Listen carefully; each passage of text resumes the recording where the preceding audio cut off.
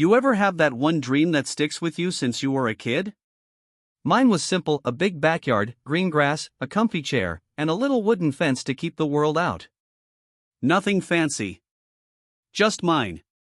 So when I finally bought my own home, a cozy, two-story house tucked in a quiet suburban neighborhood, I thought, this is it. The dream was finally real. When I first moved in, everything felt like one of those cheesy real estate commercials. Birds chirping. Neighbors waving. The smell of fresh-cut grass. Even the mailman had a smile that could sell toothpaste. I remember walking into the backyard and just standing there for a minute, soaking it all in. It wasn't massive, just enough space for a few garden beds, a grill, and room for my golden retriever, Max, to run around like he owned the place. It felt peaceful. Too peaceful, maybe. Now, every neighborhood has that one thing people love to complain about. For some, it's barking dogs. For others, it's nosy neighbors. For us? It was the HOA, the Homeowners Association. They ran the place like it was a mini government. And to be honest, I didn't mind at first. Their rules kept the lawns neat, the streets quiet, and the houses looking nice. Sure, they were a bit over the top sometimes, like the rule that said you couldn't have a mailbox more than 5 feet tall. Apparently, 6-foot mailboxes are a threat to community safety? But still, I figured, hey, I can play by the rules. Or so I thought. The first few months were bliss. Every weekend, I'd work on the yard, sip iced tea on the patio, and watch Max chase squirrels like he was auditioning for a nature documentary. I met a few neighbors, friendly enough folks. There was Linda, who always offered me banana bread, and Carl, who mowed his lawn every other day like it was his full-time job. Everything felt perfect. But the thing about perfect neighborhoods? They usually come with people who need it to stay perfect, even if that means making everyone else miserable. It all started when I got this idea: a small fence. Just a cute, simple wooden fence around the backyard. Nothing crazy.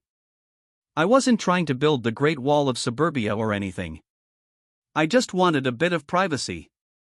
Max had a bad habit of sprinting toward anyone holding a tennis ball, and I wanted to let him roam freely without worrying about him breaking into someone's barbecue. So, I drew up a little plan, watched a few YouTube tutorials, and thought, how hard could it be? The next day, I walked down to the HOA office, a small building that looked way too serious for what it was, and submitted my request. The lady at the front desk smiled politely, handed me a few forms, and said, the board will review it at the next meeting. Easy, right? 2 weeks went by. Then 3. Then I got an envelope in the mail, official HOA letterhead, bold letters, the whole 9 yards.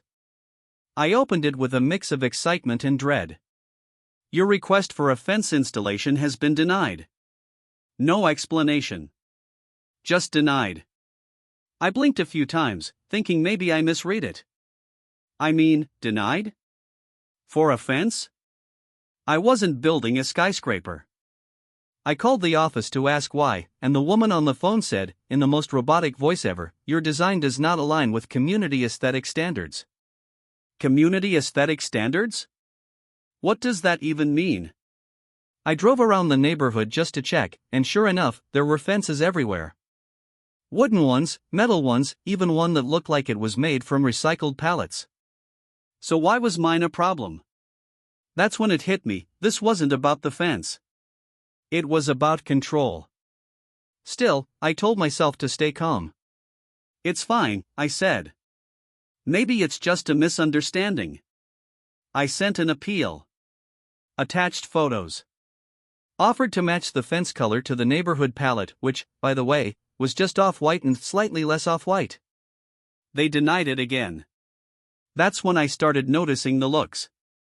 You know the kind, when neighbors smile but their eyes say, we heard. I even caught Carl pretending to trim his hedge while staring straight into my yard. The vibe had changed. And somewhere deep down, I knew this was the start of something. I didn't realize a simple fence would start a war. It started small, just a few random people cutting across my backyard. At first, I didn't think much of it. Maybe they were taking a shortcut, or their dog had escaped, or I don't know, Maybe they just liked the vibe of my grass. But then it kept happening.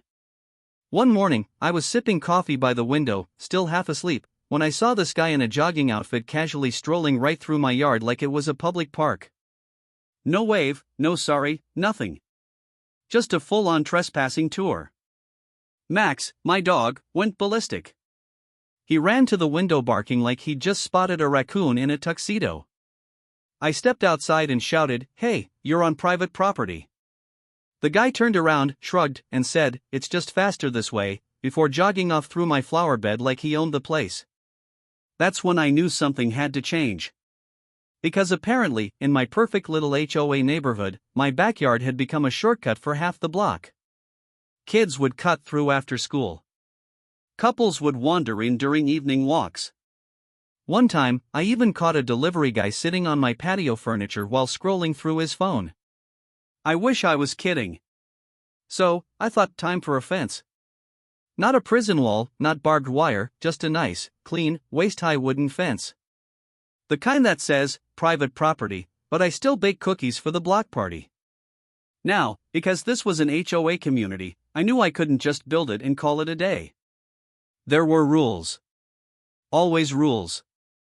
I grabbed the HOA handbook, this thick, soul-sucking binder of neighborhood guidelines, and started flipping through it. Somewhere around page 47, under Exterior Modifications and Landscaping Structures, it said, "Privacy fences under 6 feet in height, constructed from approved materials, may be permitted upon prior review." May be permitted. That sounded promising enough to me. And since I'd seen at least 5 other houses with fences that looked just like what I had in mind, I figured it'd be fine. So, I spent that whole weekend designing my dream fence. I picked out a soft cedar color, matching the trim of my house. Drew up a little layout plan, nothing professional, just enough to show I wasn't going to turn the place into Fort Knox. Max sat beside me, tail wagging, probably thinking, finally, I get my kingdom fenced in. By Monday morning, I was feeling confident. I filled out the official property alteration request form because, of course, everything had to sound dramatic, attached a sketch of my design, and walked down to the HOA office. Now, the HOA office wasn't some fancy corporate building. It was this tiny beige shack next to the community pool, with a flag out front and a bulletin board full of passive-aggressive flyers. Things like, "Please remind your guests not to park on the street overnight. No inflatable decorations beyond 4 feet. Reminder, community harmony begins with compliance." I dropped my form off with the front desk clerk, a lady named Rhonda. You could tell she lived for HOA paperwork. Her nails matched the red pen she used to review documents, and she had this customer service smile that felt just a little too sharp around the edges. "Fence request?" she asked, flipping through my form like she was scanning for crimes. "Yep. Just a small one." "I made sure it's within the rules," I said, pointing to the section I'd highlighted in the handbook. She nodded, not really looking up. "All right, the board meets next Friday. You'll get a response in the mail after that." I smiled, said thanks, and walked out feeling like I'd just aced a test. All week, I kept daydreaming about that fence. I imagined painting it on a sunny weekend, hanging little solar lights along the top, maybe even growing some vines on the inside. My neighbors would probably compliment it. Max could finally run free without me yelling, "Stay in the yard," every 5 minutes. It felt like the perfect solution. Then, I started noticing something strange, a few neighbors watching me a bit too closely. Carl, the lawn-obsessed guy from next door, paused his mower every time I stepped outside.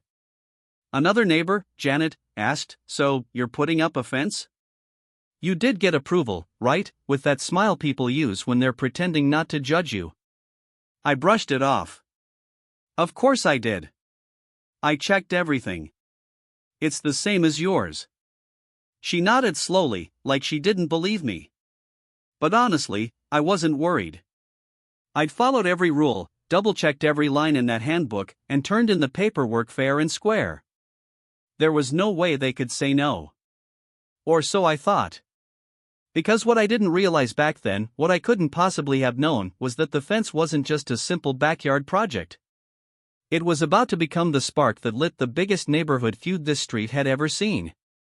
And it all started with one confident little form. A week later, I came home from work to find an envelope taped to my front door. Not in the mailbox, taped to the door like some kind of eviction notice from a bad sitcom. Right away, I knew. The envelope had that classic HOA letterheaded gold logo, serif font, too much confidence for an organization that once banned lawn gnomes. I tore it open, half expecting a "Congratulations, your fence has been approved." But no. Right there, in bold, soul-crushing letters, it said, "Your request for a backyard privacy fence has been denied." Underneath that, in smaller text, was the reason. Proposed fence design does not match the community's approved aesthetic standard. That's HOA language for "we don't like it, but we don't have to explain why." I read it 3 times, trying to process what community aesthetic even meant. My fence was literally the same color and height as the one behind Carl's house, the guy who trimmed his grass with scissors. I decided to call the HOA office. Rhonda, the front desk lady, picked up with her usual chipper "Good afternoon, Meadowbrook Estates" tone. "Hey, it's me again," I said. "I just got a letter saying my fence was denied." "Oh yes," she said, like she'd been expecting the call. That decision came directly from the board. Specifically, from our HOA president, Linda Patterson. Ah, Linda. I'd met her once, short blonde bob, always wearing pastel cardigans and an expression that said she'd call the cops if your grass was 1 inch too long. So, I emailed her. Polite. Calm. Friendly. "Hi Linda, I received the board's decision about my fence. Could you please clarify what part of my design doesn't meet the aesthetic standard? I based it off several other fences in the neighborhood." She replied within the hour. "Hello, my name. Thank you for reaching out.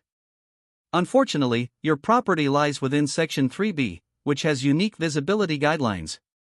Fences in your area are not permitted to exceed 3.5 feet in height or obstruct sightlines. We appreciate your understanding. Regards, Linda Patterson, HOA President." 3.5 feet? That's not a fence, that's a trip hazard. I stared at the email, trying not to laugh. My neighbor literally behind me had a 6-foot fence that looked like it could stop a hurricane. But apparently, my yard was in some special section. So, I decided to gather evidence. I took a walk around the neighborhood, phone in hand, snapping photos like some amateur detective. 6-foot fences. 5-foot fences. Vinyl fences. Wooden fences. Even one that was painted bright red, which, according to the HOA handbook, was definitely not approved. I compiled them all into a neat little document titled "Fence Examples in Compliance," or so I thought. The next day, I emailed Linda again, attaching the photos. "Hi Linda. Just wanted to share these for reference. I noticed several neighbors have fences similar to what I proposed. Are these considered compliant, or were they approved under different rules?" No response. A few days later, I got another letter, this one even more formal, like they'd upped the font size just to look scarier. "Your request has been reviewed a second time and remains denied.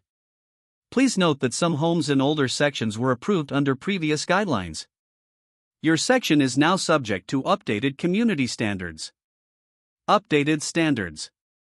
Right. Convenient. That's when it clicked, the older sections she was talking about? That included Linda's house. I'd seen her backyard during one of those community barbecues. She had a tall, solid, privacy fence plus a little pergola and fairy lights. Total Pinterest board material. So basically, she got to enjoy her peaceful fenced-in oasis, while I was supposed to leave my yard wide open like a drive-thru. Still, I tried one more time. I emailed her and asked if there was any compromise. Maybe a shorter fence, or partial panels, or even hedges, something that could give me and Max a little privacy. She finally responded. Unfortunately, hedges and plant barriers that mimic the appearance of fencing are also not permitted in your section. We must maintain consistency. Consistency? There was nothing consistent about this place except for how inconsistent it was. At this point, I started wondering if I'd accidentally moved into a sitcom called HOA Hell, The Suburban Chronicles. But here's the thing, I didn't yell. I didn't threaten. I didn't even rant, okay, not much. I stayed calm. Because if I'd learned anything from these HOA types, it's that they love when you lose your cool. It gives them more reason to write angry letters. So I smiled, took a deep breath, and said to myself, "All right, Linda. You win this round." But deep down, I already knew this wasn't over. Not by a long shot.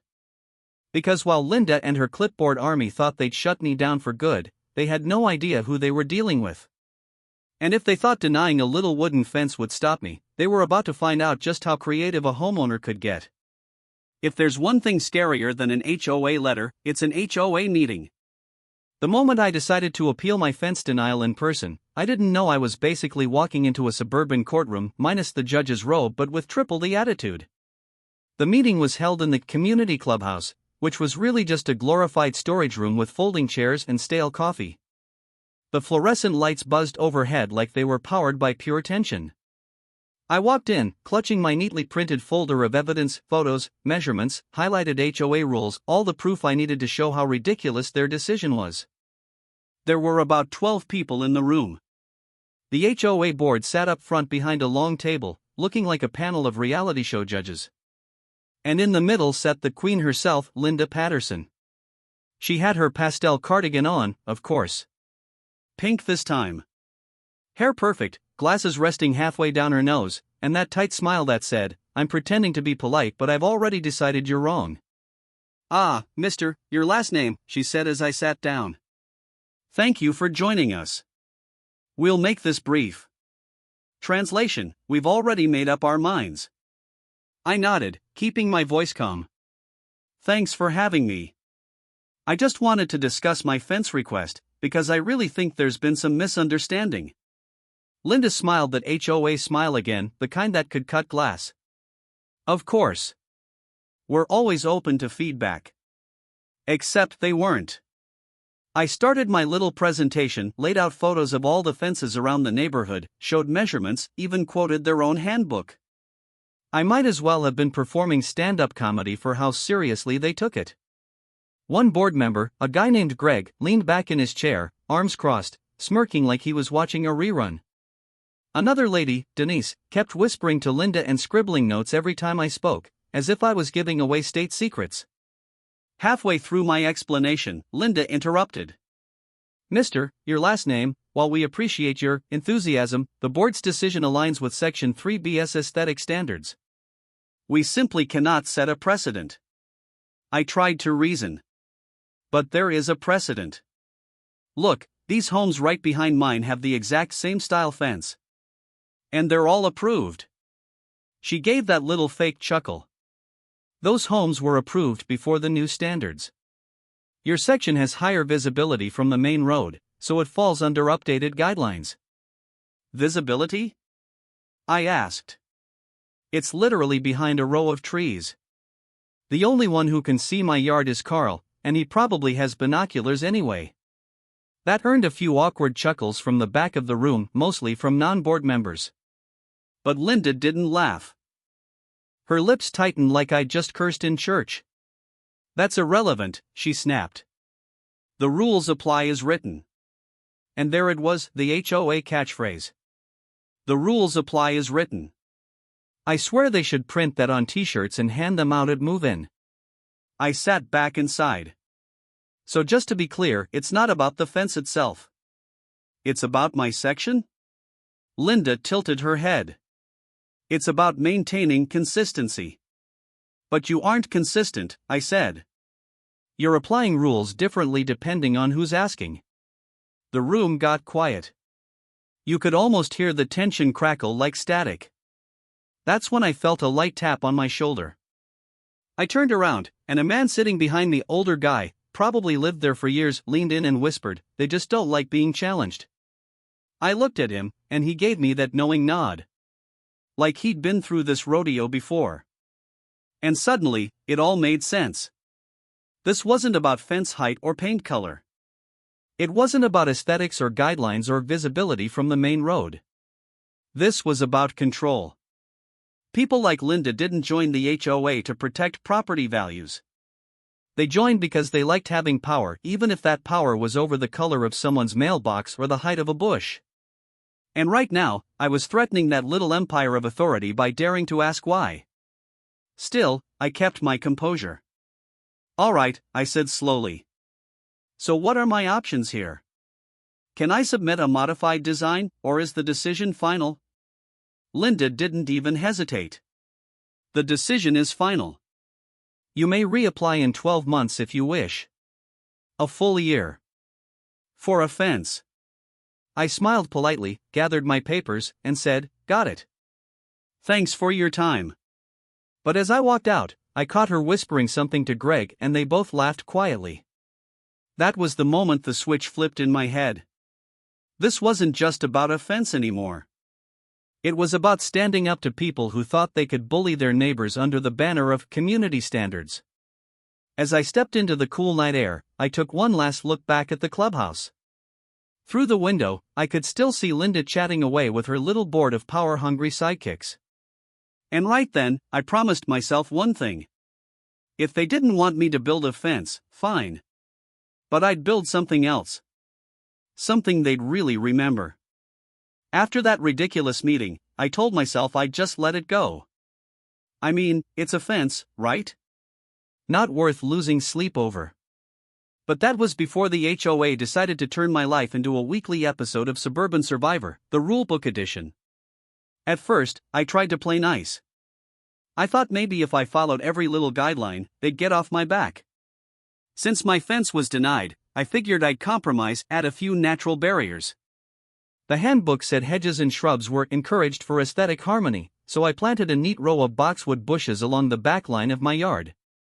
They looked great. Even Carl said, "Those look professional," which was basically a love letter coming from him. But not even 2 weeks later, another letter showed up. Violation notice, unauthorized landscape modification. Hedges resembling fencing are not permitted in Section 3B. I stood there in my kitchen, holding that letter, trying not to laugh or scream. They literally said hedges were encouraged. But apparently, when I planted them, they magically became fence imposters. Fine. Whatever. I trimmed them down to half their size. Maybe that would keep Linda and her clipboard army happy. Nope. The following week, another letter arrived. This one said my mailbox color didn't match community tone standards. For context, my mailbox is black. Plain, boring black. The same color as at least 10 others on my street.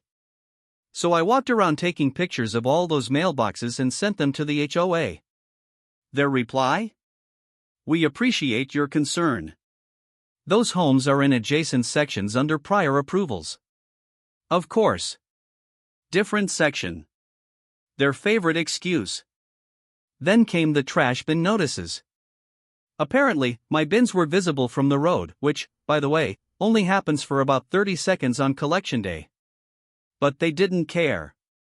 I got another letter.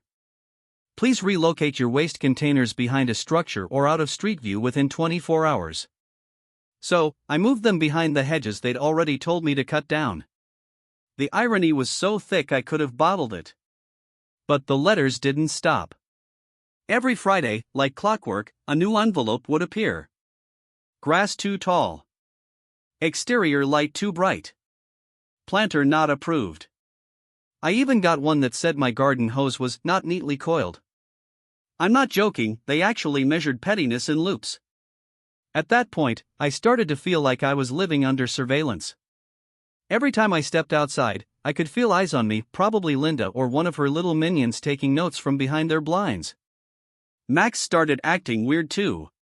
He'd bark at random corners of the yard like he could sense the passive-aggressive energy floating in the air. I stopped inviting friends over. Every time someone parked in front of my house, I'd get an email about street congestion. I couldn't grill, couldn't garden, couldn't even breathe without wondering if it violated Section 3B, Subrule 14C. My house, my dream home, started to feel less like a sanctuary and more like a cage. One night, I was sitting on the patio, staring out at the dark yard. The moonlight hit the trimmed-down hedges, making them look even sadder. I could hear laughter coming from a few houses over, probably Linda's little board party, celebrating another victory in the war on normal homeowners. And something inside me just snapped. Not in a throw a chair through a window kind of way. More like a slow, steady realization that no matter how hard I tried to follow the rules, they'd always find something wrong. Because this wasn't about order. It was about obedience. They didn't want compliance. They wanted control. And I was done playing along. I looked over at Max, who was sitting by my chair, tail thumping softly. "You know what, buddy?" I said. "If they won't let me build a fence, I'll build something better." He tilted his head like he approved. That was the moment everything changed. I wasn't sure what I'd build yet, I just knew it was going to make a statement. Something that wasn't against the rules but would drive the HOA crazy. For weeks, they'd boxed me in with letters, fines, and fake smiles. But now, I was the one planning a move. A silent, calculated, and very satisfying move. Because if Linda and her crew thought they could bully me forever, they were about to learn what happens when you push someone too far. After weeks of letters, fines, and fake smiles from the HOA, I finally hit a point where I thought, okay, if I can't beat the rules, maybe I can bend them. So one Saturday morning, I made myself a massive cup of coffee, opened my laptop, and started digging through local ordinances and HOA documents like a suburban lawyer on a mission. I wasn't looking for trouble, I was looking for a loophole. And oh, I found one. Buried deep in the HOA handbook, under exterior modifications, exceptions and clarifications, there was this little line most people would have skipped right over. Structures such as pergolas, trellises, planters, or other decorative garden features are exempt from fencing restrictions, provided they serve a primarily aesthetic or horticultural purpose. My eyes widened. There it was. They banned fences, but not decorative garden features. And you know what can serve a horticultural purpose? A lot of things that look suspiciously like fences. So I grabbed a notebook and started sketching. I'm no architect, but I've seen enough DIY YouTube videos to get dangerous. I drew up a design for what I decided to call my garden privacy structure. That name alone sounded innocent enough to slide under their radar. Picture this, a series of tall wooden posts spaced evenly around the yard, connected by lattice panels, the kind meant for vines or climbing plants. I'd add hanging planters, solar lights, and maybe even a small pergola-style arch near the patio. It'd look artsy, natural, and completely within the rules. But here's the best part, once the vines grew in and the planters filled out, it would function exactly like a privacy fence. Same result. No violation. I sat back in my chair, grinning like I'd just cracked some secret HOA code.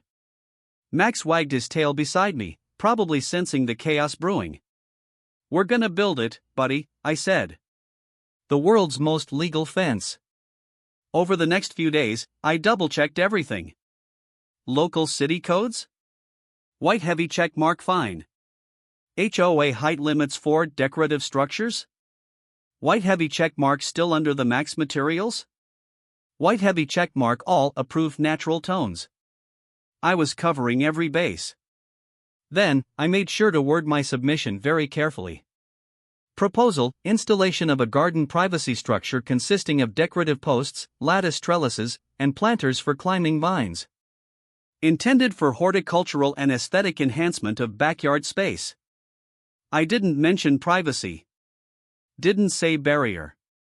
Definitely didn't use the F-word fence. A few days later, I walked into the HOA office with my new packet. Rhonda, the same front desk clerk, glanced up. "Another project request?" she asked, eyebrows raised like she already sensed mischief. "Yep," I said with a smile. "Just adding some garden features. Strictly decorative." She stamped the form and said, "All right, we'll review it at the next meeting." Inside, I was practically vibrating with excitement. I wasn't just following their rules, I was outsmarting them with their own words. While waiting for approval, I refined the design even more. I wanted this thing to be beautiful, not just out of spite, but because it would make the whole yard feel alive again. I picked out cedar wood for the posts, a light stain that would glow in the sunset. The lattice panels would hold climbing jasmine and morning glories, fast growers that could cover a wall in no time. Along the base, I'd place large planters filled with herbs and flowers. And for the finishing touch? Solar-powered string lights woven through the lattice, giving it that soft, golden glow at night. From a distance, it'd look like an outdoor art piece. But from my side of the yard, it'd be peace, privacy, and freedom, everything that fence was supposed to give me. One evening, I ran into Carl while measuring out the yard with some string. "New project?" he asked, pausing his mower for once.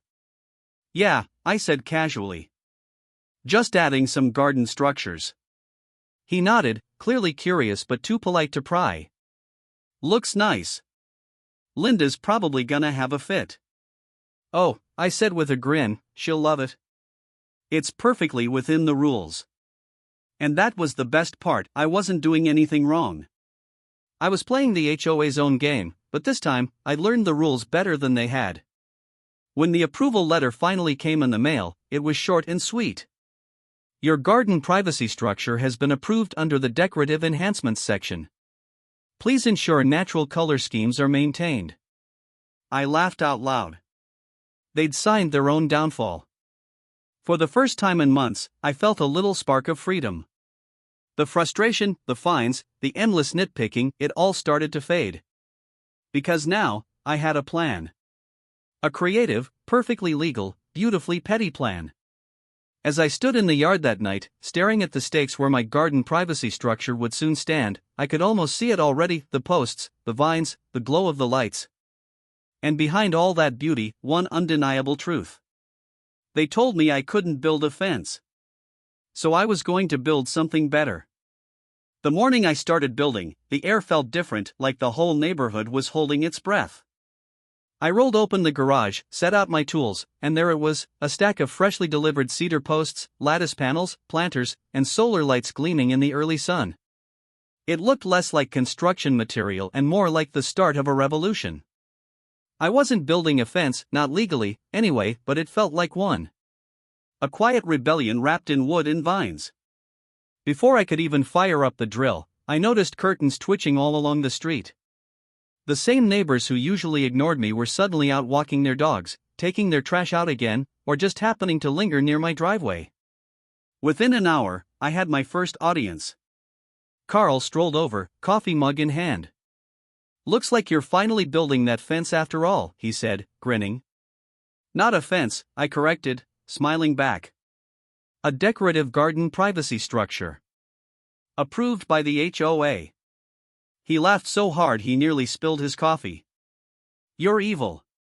"I love it." But not everyone was amused. By midday, I saw two familiar figures walking down the street with clipboards: HOA board members Linda and Frank. The self-appointed enforcers of conformity. Linda's oversized sunglasses didn't hide her scowl as she approached. "What exactly are you building here?" I wiped some sawdust off my hands and handed her the approved form, already laminated because I knew this moment was coming. "A decorative garden structure," I said cheerfully. "All approved under Section 4B of the Decorative Enhancements Policy." Frank leaned in, reading it over like he was searching for a hidden trapdoor. And this isn't intended as a privacy fence?" I smiled, keeping my tone calm and polite. "Nope. It's intended as a structure for supporting plants and enhancing curb appeal. You know, beautification." Linda pursed her lips. "We'll be documenting this."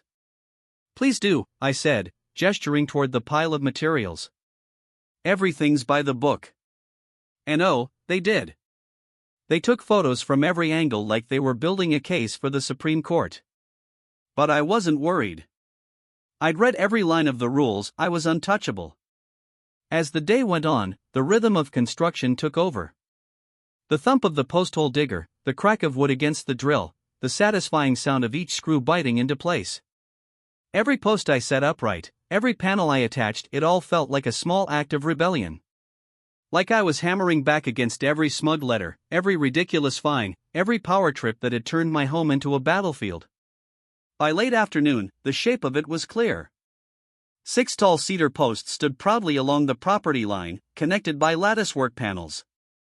The structure was airy and open, the kind of thing you'd see in a garden magazine. But when you looked closer, you could tell it was strategic. The angles and spacing perfectly aligned to block sightlines from the HOA president's house. I stepped back, wiping the sweat from my forehead, and couldn't help but grin. It was working. The project that wasn't supposed to exist was standing tall, beautiful, functional, and completely untouchable. I started installing the planters next, filling them with jasmine vines in creeping morning glories. The smell of fresh cedar mixed with soil and sunlight, the scent of victory. Neighbors stopped by throughout the day, offering cautious compliments. "Wow, that's creative," one said, clearly afraid to sound too supportive in case the HOA overheard. Another whispered, "You know they're losing their minds right now, right?" I just smiled. Good. Maybe it'll teach them that rules don't always mean control. By evening, the first string of solar lights flickered on. The lattice panels cast soft golden patterns across the yard, and the whole thing glowed like a work of art. I stood there, leaning against one of the posts, taking it all in. For months, my yard had been a source of stress, letters, warnings, fines. But now, it felt like mine again.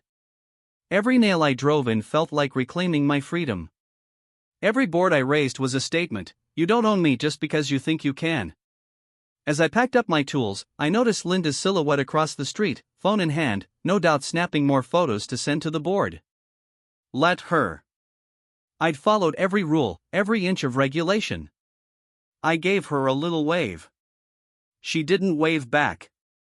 When the last light blinked on and the yard shimmered under its new glow, I couldn't help whispering to myself, they said I couldn't build a fence, so I didn't. I built something better. And deep down, I knew this was just the beginning. Because if I'd learned anything about HOA politics, it's that they never admit defeat quietly. I didn't even make it a full week before the first letter showed up. I opened my mailbox and there it was, the infamous white envelope with that smug HOA logo printed in blue. The kind of letter that immediately raises your blood pressure. I stood in my driveway, coffee in hand, tore it open, and read the bold first line. Notice of violation. I almost laughed. Of course.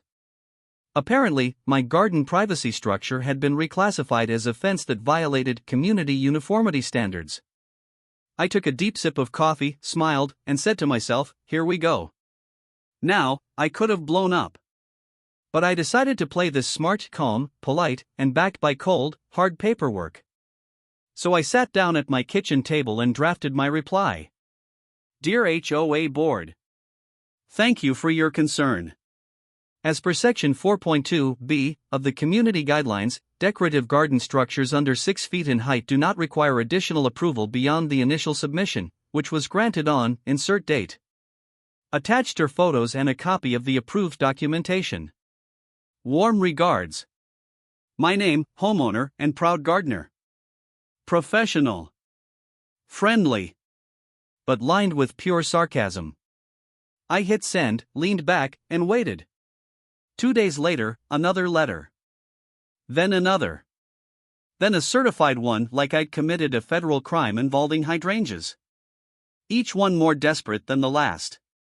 By the third letter, they weren't even pretending to be calm. Your structure constitutes a fence-like obstruction and must be removed immediately or you will face daily fines. Oh, so now it's fence-like. The creativity was impressive. So, naturally, I responded with another polite email. Hi Linda. I appreciate your continued communication. However, please note that fence-like is not a defined term in our bylaws.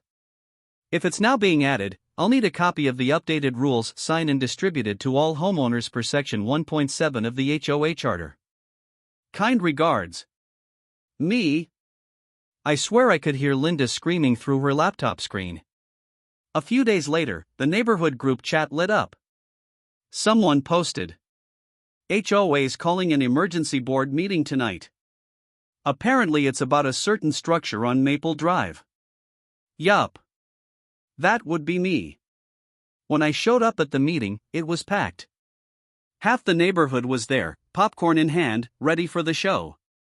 Linda sat at the head of the table, arms crossed, wearing that pinched expression she got whenever she didn't get her way. She slammed a folder onto the table. "This," she said, pointing at a blown-up photo of my garden structure projected on the screen, "is a fence. And fences on corner lots are prohibited." I raised my hand, keeping my face straight.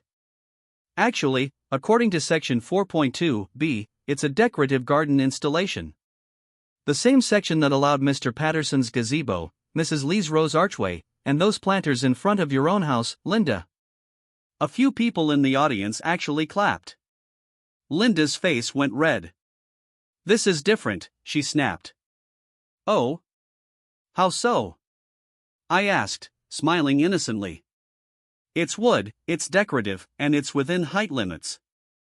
I even have vines growing on it." That's literally the textbook example of a garden structure. Frank, her sidekick, muttered, "It's acting as a barrier." "So," I said, "are we now banning anything that blocks a view? Because if that's the case, every gazebo, pergola, and garden wall in this community is officially a violation." Silence. Someone in the back whispered, "He's got a point." Then another voice, "Yeah, why are his vines a problem but Linda's 6-foot hedge isn't?" The room erupted into murmurs. Linda tried to restore order, banging her little gavel like she was running Congress. "This is not about favoritism." But by then, the crowd had turned. One neighbor chuckled, "Linda, just admit you don't like that he outsmarted the system." Another said, "Honestly, it looks beautiful. Maybe we should all build decorative garden structures." That last line got cheers. I swear, someone even yelled, "Freedom for fences." I just sat back, arms crossed, trying not to laugh. The meeting dissolved into chaos, Linda arguing, neighbors laughing, Frank furiously flipping through pages like he'd find a miracle clause to save them. Eventually, they called for a private session and kicked everyone out. An hour later, they emailed me their final decision. After review, the HOA has determined that while your structure is unconventional, it is not in technical violation of current rules. Future guidelines may be updated to address similar installations. Translation: you win, but we're gonna make sure no one else tries this. I couldn't resist replying one last time. Thank you for the clarification. I'll continue maintaining my decorative garden structure per guidelines. Also, I look forward to reviewing the new updates when they're distributed to all homeowners per Section 1.7. Have a great evening. Send. That night, I sat in my yard under the glow of the solar lights, vines starting to climb up the lattice. I could still hear the faint sound of Linda yelling from across the street, probably still drafting her new anti-garden policy. But me? I was just enjoying the peace. The fence they said I couldn't build had turned into a monument, not just of privacy, but of poetic justice. And for the first time in months, my backyard felt like mine again. By this point, I'd gotten pretty good at predicting HOA behavior. If there was a way for them to twist a rule, they'd find it. If there wasn't, they'd make one up. And after that chaotic meeting, I could tell they weren't done with me. A week later, I got yet another letter. This time it said my structure may pose safety concerns and needed to be inspected for code compliance. Oh, sure. Safety. Because apparently, my wooden planters were now a public hazard. That's when I decided enough was enough. I started digging through every HOA document I had. The bylaws, the architectural guidelines, the policy revisions, all of it. I read them like a lawyer preparing for trial. And the more I read, the more I realized how many contradictions there were. There were 3 sections about fences, 2 about decorative installations, and none, not a single one, that prohibited combining the 2. I also found something even better, a clause buried deep in the back of the handbook. No homeowner shall be subject to differential enforcement or selective penalties based on location, design, or personal disagreement with the HOA board. Selective penalties. That right there was gold. I printed it out, highlighted it, and taped it above my desk like a motivational quote. The next morning, I wrote a formal complaint. It was short, direct, and just spicy enough to make a point. To the HOA board. I am submitting this as a formal complaint regarding ongoing harassment, selective enforcement, and misapplication of HOA rules concerning my approved decorative garden structure. I've attached examples of neighboring properties with similar or larger installations that have not been subject to fines or inspections. Unless this matter is resolved within 10 business days, I will be seeking clarification from the City Zoning Department and my attorney regarding the HOA's authority in this matter. Respectfully, my name. I sent copies to the HOA, the property management company, and just for fun, the entire board's group email. Within 2 hours, Linda replied. We are reviewing your concerns. Translation, panic has entered the chat. Just to make sure they didn't try anything sneaky, I followed through and called the city zoning office. Hi, I said, keeping my tone casual, I'm just checking, does a freestanding garden lattice with planters count as a fence under city code? The zoning official didn't even hesitate. Nope, she said. As long as it's not a continuous barrier enclosing the property, it's considered a landscape feature. You're fine. Oh, I'm better than fine, I said, grinning. She chuckled. Let me guess, HOA trouble? Bingo. Apparently, I wasn't the first person to call about them. That made me feel oddly proud. To make things even sweeter, I got in touch with a local real estate attorney who handled HOA disputes. He reviewed my photos and letters and said, "You've got them cornered." He even offered to send a short notice on his letterhead. Within a week, it landed in their inbox. And let me tell you, that did the trick. 2 days later, a very different letter arrived from the HOA. After consultation and review, the HOA board acknowledges that the structure in question is compliant with existing community guidelines. Any previous fines or violation notices related to this issue have been rescinded. We apologize for any inconvenience this may have caused. I almost framed that apology. And just like that, the war was over. The same neighbors who used to give me nervous looks started stopping by with big smiles. Man, you actually beat them, one guy said, shaking his head.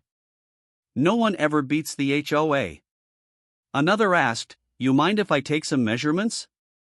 My wife wants something like that in our yard. Within a month, I counted 3 new decorative garden structures popping up around the neighborhood. Each one a little bolder than the last. I even saw one family paint a sign on their planter that said, inspired by Maple Drive. That was my yard. My legend. Linda, of course, hated every second of it.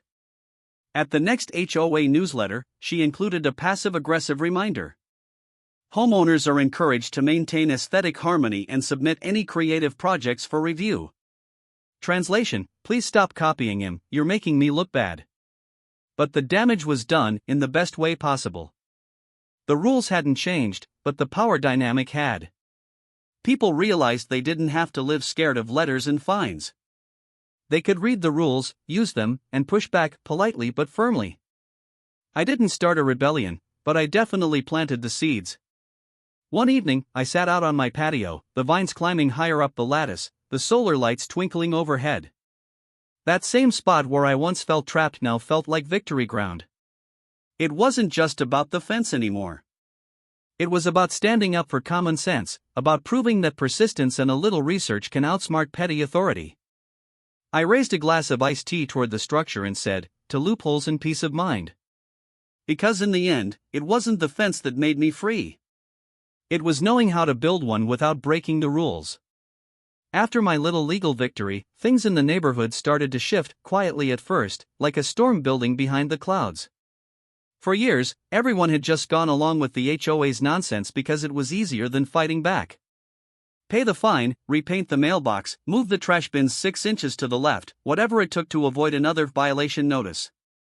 But once word got around that I'd actually beaten the board by following their own rules, something changed. People started realizing the HOA wasn't some unstoppable force, it was just a handful of neighbors with too much free time and way too much ego. And suddenly, nobody was scared anymore. It started with small things. Mrs. Lee from down the street planted new rose bushes that technically extended past her walkway, something she'd been too afraid to do for years. Then Carl, the guy with the big corner lot, replaced his old fence with one inspired by the Maple Drive design, as he called it. He even added a little plaque that read, "Approved under Section 4.2b." I nearly spit out my coffee when I saw it. It was like the neighborhood was waking up. Everyone was smiling more, chatting across lawns again, swapping stories about their HOA run-ins. There was a sense of quiet rebellion in the air, and honestly, it was beautiful. But of course, the HOA board did not take this well. At the next meeting, Linda tried to pull the reins back. "This wave of copycat structures is getting out of hand," she said, glaring at the crowd. "We need to restore order and uniformity." But this time, no one nodded along. Instead, Mr. Patterson, the guy with the gazebo they'd never dared question, raised his hand and said, "Linda, you can't keep calling things violations just because you don't like them." The room went dead silent. Linda blinked, clearly not used to being challenged. "Excuse me?" "You heard me," he said calmly. "We're homeowners, not your employees. You've been targeting people unfairly, and we're tired of it." Then Mrs. Lee chimed in, "You fine me for painting my shutters, but you never fined your friend for changing hers. How's that fair?" And just like that, the floodgates opened. One by one, people started speaking up, stories of harassment, selective fines, late-night notices taped to doors. It was like years of frustration had finally boiled over. Linda tried to regain control, tapping her little gavel like it meant something. "This meeting is out of order." Carl shouted back, "No, Linda, you're out of order." The place erupted. By the next week, 3 board members had resigned. One even sent out a mass email saying they no longer supported the direction of the current leadership. Translation: they didn't want to go down with the ship. With half the board gone, the HOA had to hold emergency elections. And this time, people actually showed up to vote. I didn't even plan to run, but somehow my name ended up on the ballot. "Write-in candidate," Carl said with a wink. And wouldn't you know it? I got voted in. Not as president, I didn't want that job, but as the community compliance liaison. Which, honestly, was just a fancy way of saying the guy who reads the rules properly. Linda, on the other hand, lost in a landslide. When the results were announced, she stormed out of the room, muttering something about ungrateful neighbors. We didn't see much of her after that, except for the occasional glare from behind her blinds whenever I walked my dog. The new board?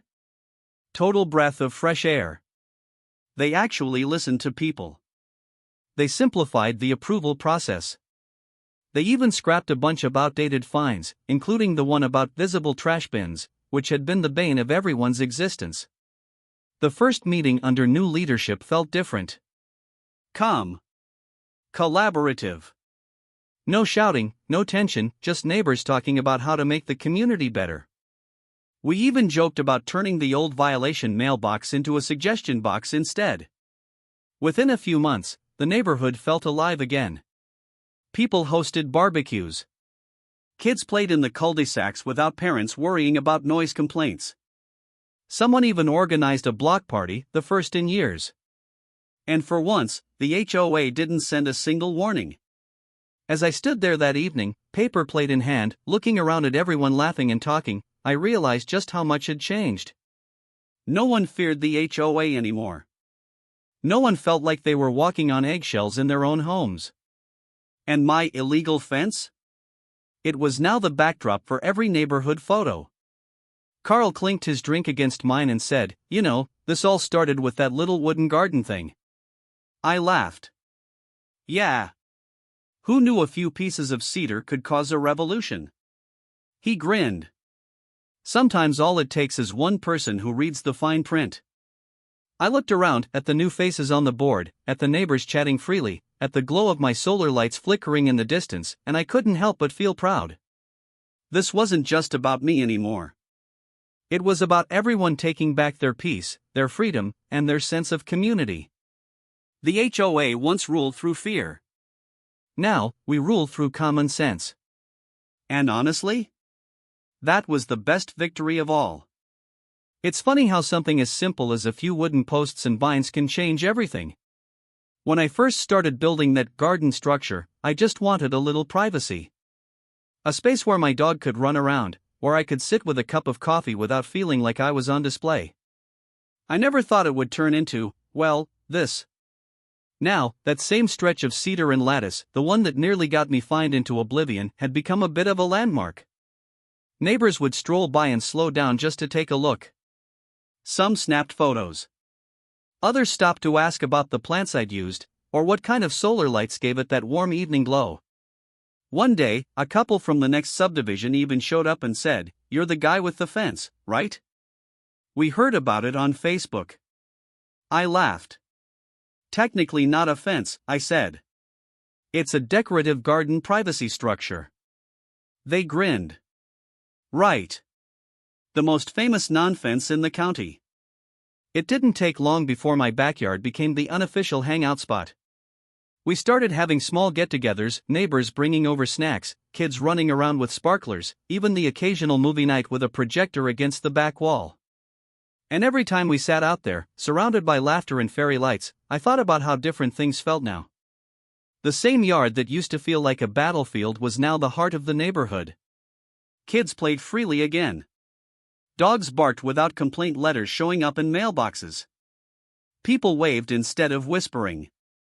The HOA, once a symbol of control and intimidation, had been stripped of its power trip, and all because one stubborn homeowner refused to back down. Sometimes I'd catch myself staring at that structure and smiling. Because it wasn't just a fence anymore. It was proof. Proof that calm persistence can outlast arrogance. Proof that you can fight back without fighting dirty. Proof that when you know your rights and you stand by them, the bullies eventually back off. That little fence had exposed something bigger than petty rule enforcement.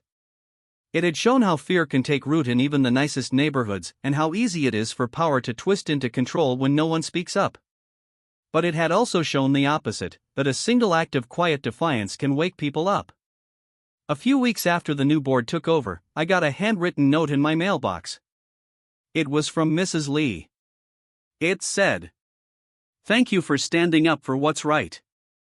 You didn't just build a fence, you built courage for the rest of us." I kept that note. Still have it taped inside my toolbox. One evening, I sat out there watching the sunset spill gold through the latticework. The vines had grown thick now, jasmine and ivy twisting together like they'd always belonged there. The solar lights flicked on one by one, just like they did on that very first night. My dog trotted up beside me, tail wagging, chasing a ball that rolled under the planter. Somewhere down the street, I heard the faint sound of laughter and the clink of someone's grill lid. That's when it hit me, this wasn't just about winning an argument or outsmarting the HOA. It was about reclaiming peace. About remembering that home isn't supposed to be a source of stress, it's supposed to be your refuge. And I realized I'd drawn a line not just in my yard, but in spirit. A line between control and freedom. Between fear and fairness. Between you can't and watch me. Sometimes I'd still see Linda peek out her window when I watered the plants. She never said a word, but I always gave her a friendly wave. She'd just close the blinds. And honestly, that was enough closure for me. Now, when people ask about the whole ordeal, I just smile and tell them the truth. They said I couldn't build a fence. So I built something better. Because that's what it became, something better. Not just a structure made of wood and nails, but a reminder that standing up for yourself doesn't always mean shouting or fighting. Sometimes, it just means knowing the rules better than the people trying to use them against you. The garden fence still stands today, sturdy, sun-faded, wrapped in vines and stories. Every now and then, when the wind moves through it just right, I swear it hums, not like a sound you hear, but a feeling you get. A quiet, stubborn reminder that sometimes, the smallest stand can start the biggest change. It wasn't just a fence. It was freedom, disguised as cedar and sunlight. Looking back now, it's almost funny how something so small, just a simple fence, turned into a full-blown neighborhood revolution. But that's the thing about power, it doesn't take much for some people to abuse it, and it doesn't take much for the right person to stop it. When I started this journey, I was just a homeowner trying to protect my peace. I wasn't looking for a fight. I wasn't trying to make a point. I just wanted a bit of privacy and the quiet comfort of knowing my property was mine. But what I learned through the process, through the denials, the fines, the meetings, the sleepless nights, is that standing up for yourself isn't about rebellion. It's about respect. Respect for your own boundaries. Respect for fairness. And respect for the truth that rules are meant to guide, not to control. If there's one thing I want everyone watching to take away from this story, it's this. Know your rights. Don't let anyone, not a neighbor, not a board, not even a so-called authority, tell you what you can or can't do on your own property without proof. Read the bylaws. Check the local ordinances. Keep your documents, permits, and communications. Because when you understand the rules better than the people trying to use them against you, you hold the real power. And when you stay calm, patient, and precise, you'll often find that the loudest bullies crumble under the weight of their own hypocrisy. I also learned something else, something deeper. Communities don't thrive on control. They thrive on respect and understanding. A good neighborhood isn't one where everyone's house looks identical. It's one where people look out for each other. Where the HOA works with homeowners, not against them. Where small disagreements don't turn into power plays. Where the rules make sense, and when they don't, people have the courage to question them. So, if you're out there dealing with an HOA nightmare right now, maybe someone telling you what color to paint your mailbox or where your kid can play, take a breath. Don't let anger drive you. Let strategy guide you. Document everything. Stay polite, even when they're not. And remember, persistence always outlasts pettiness. Sometimes the best revenge isn't shouting or suing, it's simply doing things the right way until the truth becomes undeniable. These HOAs love to say they're protecting property values. But the truth is, property values rise when people actually enjoy where they live. And that starts with fairness, not fear. When I look at my backyard now, the vines climbing higher, the lattice glowing under the lights, I don't just see a fence. I see a story. A reminder that sometimes the smallest acts of defiance can restore balance to an entire community. A symbol that even when others try to box you in, there's always another way, a smarter, quieter, more satisfying way to win. So here's my message to every homeowner, every renter, every person who's ever had to deal with a power-hungry HOA board or a controlling neighbor. Never let anyone weaponize rules against common sense. Because rules exist to create order, not oppression. And when someone tries to twist them for control, your job isn't to break the rules, it's to remind them what those rules were meant for in the first place. At the end of the day, this wasn't just about building a fence. It was about building a boundary, physical and personal. A line that said, "You can't intimidate me. You can't define me. And you sure as hell can't tell me how to live in my own home." So when people ask me how it all ended, what happened after the meetings, the fines, the drama, I just smile and give them the truth in one line. They told me I couldn't build a fence, so I built a reminder that control ends where my property begins. And every time I say it, I swear the garden lights seem to glow a little brighter.